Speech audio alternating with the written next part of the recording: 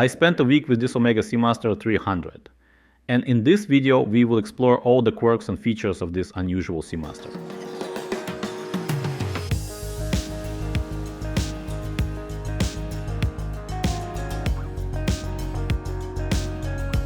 The watch in general is great, but there are things I am not too crazy about. Also, I will compare this Omega with other watches, Omega Railmaster and Tudor Black Bay 58 for example. And finally, I will answer the most popular questions about this watch. I think that Omega has nailed the vintage look with this limited edition piece. Yes, it is a limited edition model. It is limited to 3,557 pieces. This Seamaster is a part of the Omega 1957 Trilogy, also known as the Omega Trilogy. It's a recreation of a range of professional timepieces launched in 1957, which include reissues of the Railmaster, Speedmaster and, well, this Seamaster. All three models are just perfect tribute to those historic Omega models. The trio was introduced in 2017. Seems like yesterday, but it's been 7 years already. Time flies. Did someone say time flies? No, not yet. Oh, okay. The Omega Seamaster 300 features a 39mm stainless steel case. The design closely recreates the original's dimensions. The case is made well and is inspired by the vintage Seamaster CK 2913. The watch is powered by the Omega Caliber 8806. It's a modern master chronometer automatic movement. The movement is resistant to magnetic fields up to 15,000 Gauss and has a 55-hour power reserve. It's a good and reliable movement tested by times. The same movement is used in Omega Railmaster or non-date Seamaster variants like Neckton Edition or James Bond, No Time to Die for example. All three models from the Trilogy set are now discontinued: Seamaster, Speedmaster and Railmaster. The regular Railmaster line is also discontinued by the way. For some reason Railmaster never gets much attention. That's a shame. But this particular Seamaster 300 was a limited edition anyway. So it makes sense it's not produced anymore. This Omega model wasn't getting much attention from the public.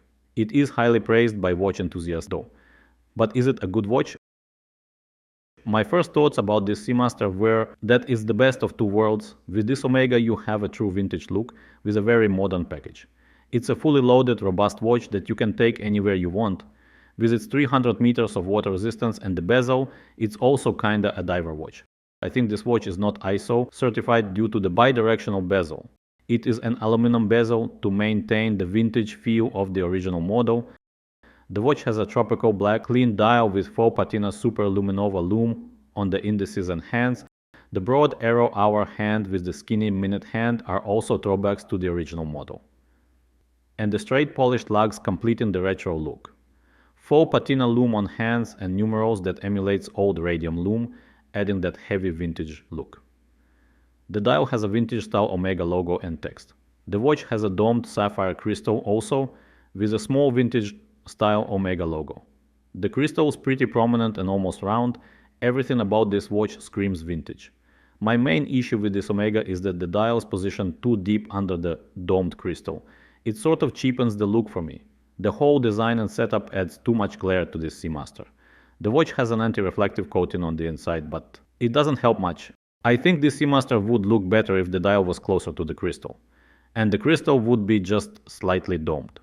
Take a look how it's done with the Rolex Oyster Perpetual that I reviewed recently. The watch has a screw-down crown with the Omega and Naiad sign. The watch comes on a solid 3-link bracelet with a satin and polish combination with the screw system bracelet adjustment. Despite the overall watch vintage style, the bracelet is very modern. The bracelet clasp is with a vintage style Omega logo and features a quick adjustment system. There's no quick release as it's usual with Omega's bracelets. How is it on the wrist? The watch is fairly comfortable, but it is also heavy and wears larger than it is. The watch on the bracelet is pretty heavy.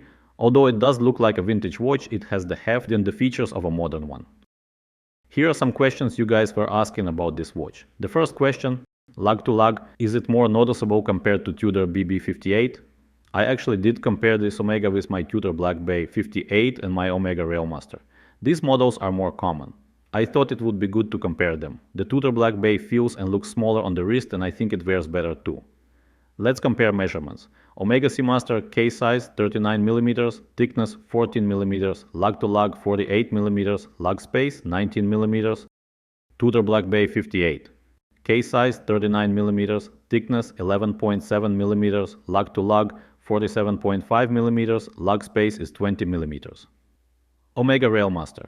Case size 40 mm, thickness 12.3 mm, lug to lug 46.5 mm, lug space is 20 mm.